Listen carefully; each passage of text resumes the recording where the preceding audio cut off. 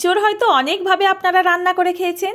আজকের বানানো এই রেসিপিটা যদি আপনারাও বাড়িতে একবার হলেও ট্রাই করেন, বাড়ির প্রত্যেকটা সদস্য ইঁচড়ের অন্য কোনো রেসিপি খেতেই চাইবে না, বারবার করে রিকোয়েস্ট করবে ইঁচড় এইভাবে রান্না করার জন্য। সত্যি বলছি, এর স্বাদ একদম ভুলতে পারবেন না। আর সাথে থাকছে না একটা স্পেশাল মশলা, এই মশলা দিয়ে যদি এইভাবে রান্না করেন এর স্বাদ সত্যি বলছি অতুলনীয় হয়। নমস্কার বন্ধুরা, আমার নতুন একটা রেসিপিতে সবাইকে স্বাগত। চলুন তাহলে দেখে নেওয়া যাক আজকের এই রেসিপি। আশা করছি আপনাদের কাছে ভীষণ ভালো লাগবে রেসিপিটা। প্রথমে ইঁচড়গুলোকে আমি কেটে নিচ্ছি। গায়ের খোসাটাকে ফেলে দিয়েছি, আর মধ্যিখানের এই যে শক্ত অংশটা থাকে এটাকে কেটে বাদ দিয়ে একটু বড় বড় টুকরো করে কেটে নিচ্ছি।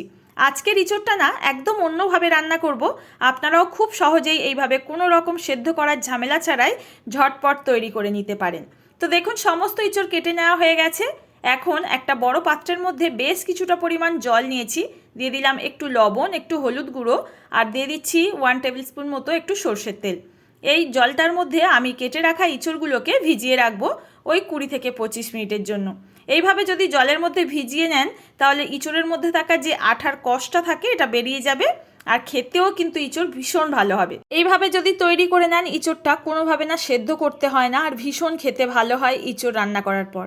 তো দেখুন, এটাকে সাইডে রেখে দিয়ে অন্য উপকরণগুলোকে রেডি করে নেব। আমি এখানে না 3 থেকে 4টে মতো আলু বড় করে টুকরো করে কেটে নিয়েছি।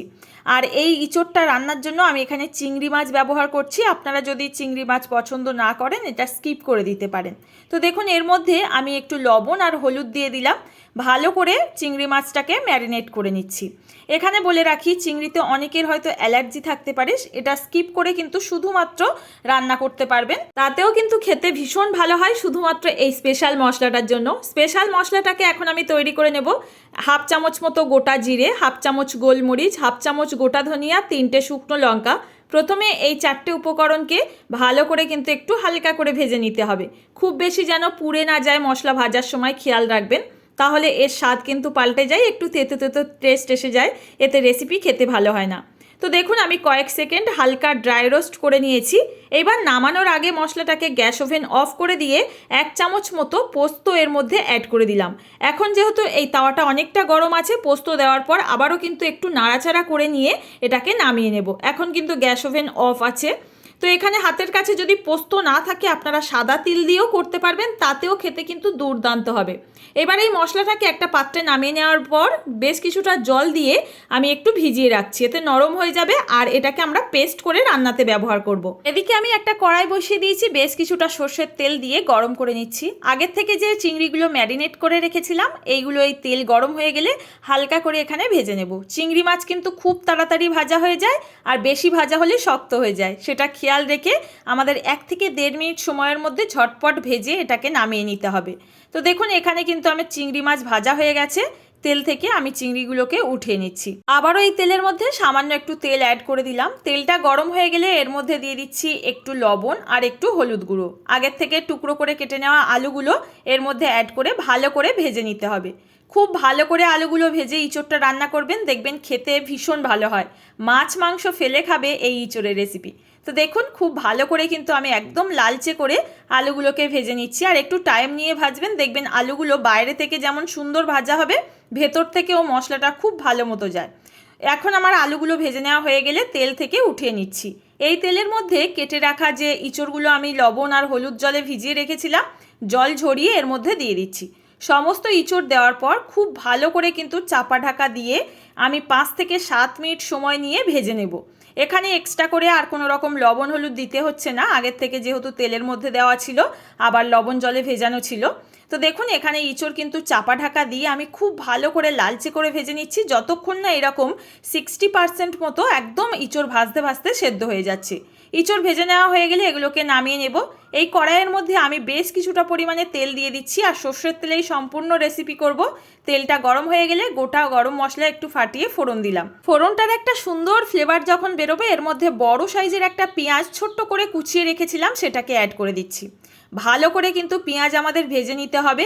গ্রেভিতে না, পেঁয়াজটা যদি ভালো মতো ভাজা না হয় একদম জল কাটা একটা তরকারি হয়, খেতে একদম ভালো লাগে না।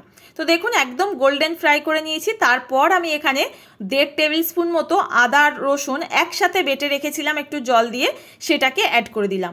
আদা রসুন দেওয়ার সাথে সাথে অন্য কিছু অ্যাড করা যাবে না, খুব ভালো মতো কষিয়ে নিতে হবে যেহেতু রসুন দেওয়া আছে। তো এখানে যারা রসুনটা পছন্দ করেন না স্কিপ করে দিতে পারেন। তো দেখুন ভালো মতো কষানো হয়ে গেলে এর মধ্যে বড় সাইজের একটা টমেটো আমি বেটে রেখেছিলাম, সেই টমেটোর পেস্ট অ্যাড করছি। খুব ভালো করে কিন্তু এইবার মশলাগুলোকে কষিয়ে নেব যতক্ষণ না মশলার গা থেকে তেলটা ছেড়ে আসছে।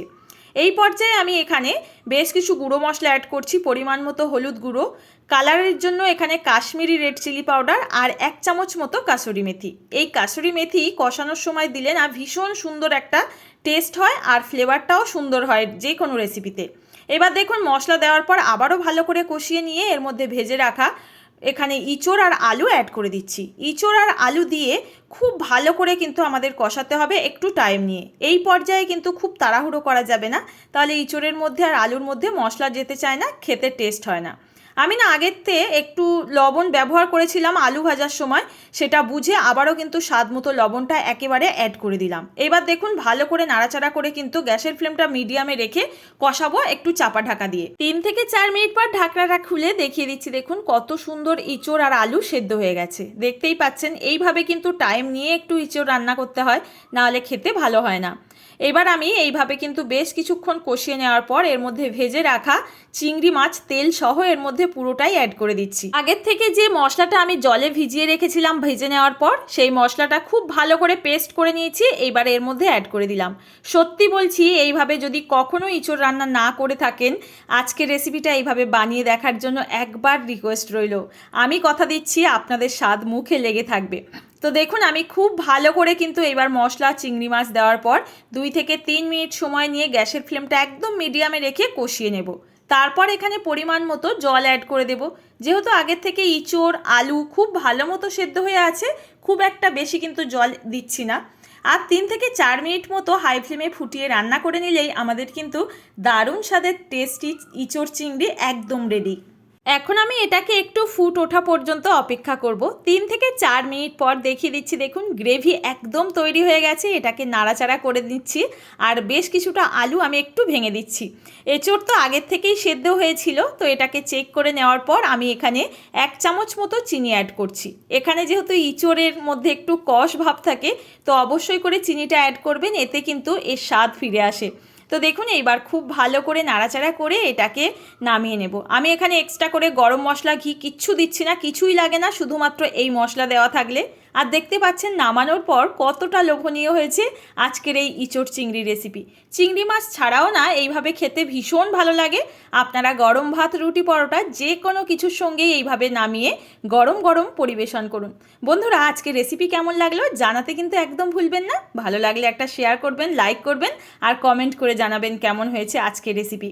আজ তাহলে এখানে বিদায় নেব, দেখা হবে নতুন কোনো সহজ রেসিপির সঙ্গে। ততক্ষণ সবাই ভালো থাকবেন, ধন্যবাদ।